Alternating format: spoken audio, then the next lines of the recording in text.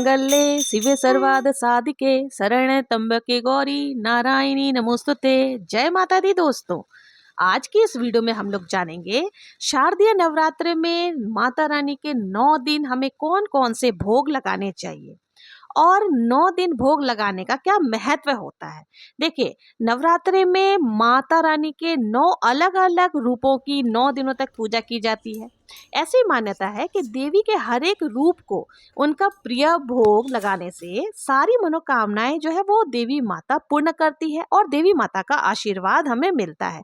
तो आइए जानते हैं कि नवरात्रि के 9 दिनों में हमें कौन सा भोग माता रानी को लगाना चाहिए और किस दिन कौन सी माता रानी को कौन सा भोग हमें लगाना है। नवरात्रि का पहला दिन मां शैलपुत्री को समर्पित होता है। पर्वतराज हिमालय के घर में जन्म लेने के कारण मां के स्वरूप को शैलपुत्री कहा जाता है।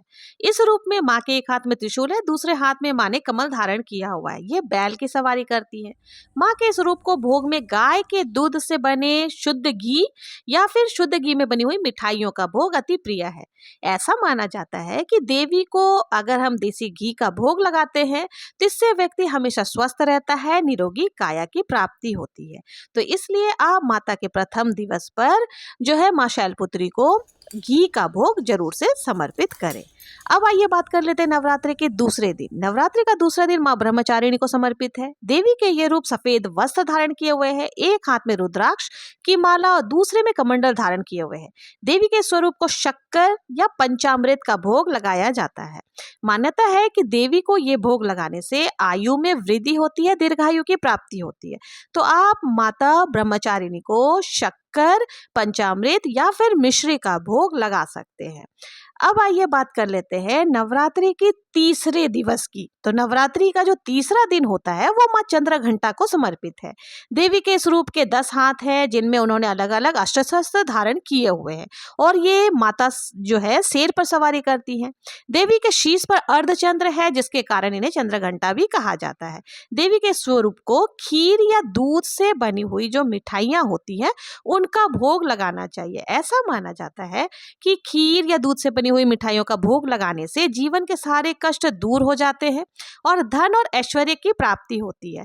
तो इसलिए मां चंद्रघंटा को आप यथासंभव दूध से बनी हुई मिठाई या खीर का भोग जरूर से समर्पित करें। अब आइए बात कर लेते हैं नवरात्रि के चौथे दिन। नवरात्रि का जो चौथा दिन होता है वो मां कुष्मांडा का होता है और जो ये देवी जो होती हैं वो संसार की जननी मानी जाती है, यानी जिसने संसार का सृजन किया है। देवी के स्वरूप को मालपुए का भोग लगाना चाहिए क्योंकि मालपुआ देवी को अत्यंत प्रिय है। मालपुआ आप आटे में चीनी घोल करके उसमें पंचमेवा मिलाकर बना सकते हैं। इससे हमें बुद्धि और ज्ञान की प्राप्ति होती है। तो इसलिए आप माता रानी के चौथे दिन मां कुष्मांडा को मालपुए का भोग जरूर से लगाएं। अब बात कर लेते हैं नवरात्रि के 5वें दिवस की। 5वें दिन जो है वो मां स्कंद माता को समर्पित है। स्कंद माता जो है वो स्कंद कुमार यानी कि भगवान कार्तिकेय की माता होने की वजह से देवी के स्वरूप को स्कंद माता कहा जाता है। इस रूप में देवी के गोद में कार्तिकेय जी बाल रूप में विराजमान है।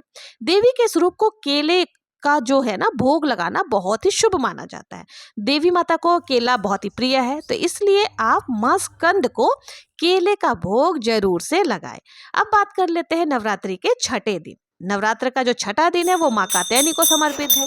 देवी के हाथ में जो है 4 हाथ है, उनके शेर की सवारी करती है। देवी का ये रूप जो है बेहद सुंदर और मनोरम है। मां के इस स्वरूप को शहद और मीठे पान का भोग लगाना चाहिए। अगर देखिए मीठा पान नहीं मिले तो आप क्या करें कि पान के पत्ते के ऊपर 2 बताशा, 1 सुपारी, 2 लौंग और 2 इलायची डाल करके भी माता रानी को चढ़ा सकते हैं।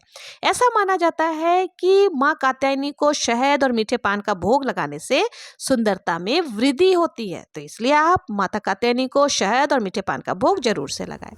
अब आइए बात कर लेते हैं नवरात्रि के 7वें दिन। नवरात्रि का जो 7वां दिन होता है वो मां कालरात्रि को समर्पित है। देवी ने इसी रूप में राक्षस शुंभ और निशुंभ का वध किया था। देवी के स्वरूप को गुड़ या गुड़ से बनी हुई मिठाइयों का भोग लगाना चाहिए।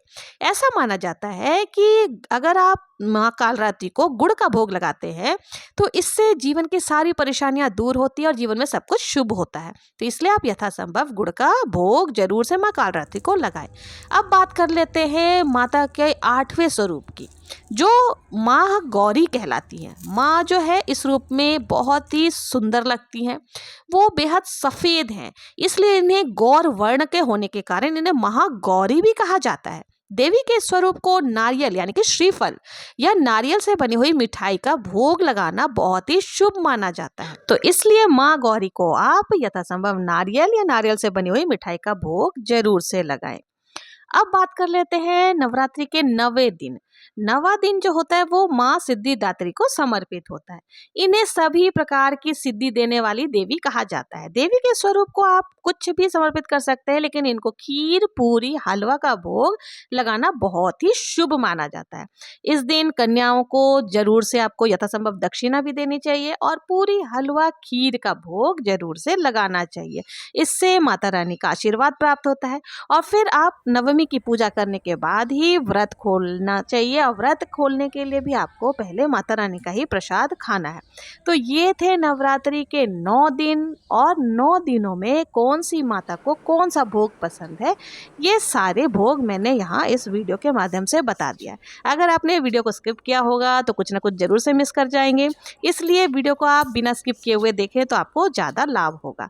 और अगर आपको अब समझ में आ ही गया होगा कि नवरात्रि के 9 दिनों में हमें माता रानी को अलग अलग स्वरूपों को कौन कौन से भोग समर्पित करने चाहिए, और अगर आपको मेरा ये वीडियो ज़रा भी हेल्पफुल लगा हो या फिर पसंद आया हो तो प्लीज़ मेरे चैनल को लाइक, शेयर, सब्सक्राइब करना ना भूलें।